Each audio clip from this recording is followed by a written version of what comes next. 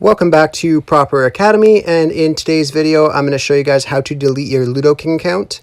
You'll notice that if you look around the settings and stuff on Ludo King, there is no option to delete the account. There's no button. There's no setting to change that will delete the account. I don't know why that is, but you could still delete your account, just not in the typical way. I'm going to show you how to do that today. Really simple. So you guys just want to open up Ludo King and go to the settings. And then once you're in the settings, you want to click on support email and click the compose option. And then you want to put your name and your email here.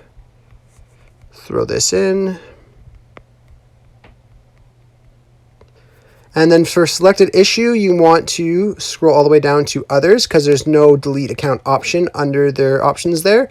And then in the message, you just want to simply put, please delete this account with the data.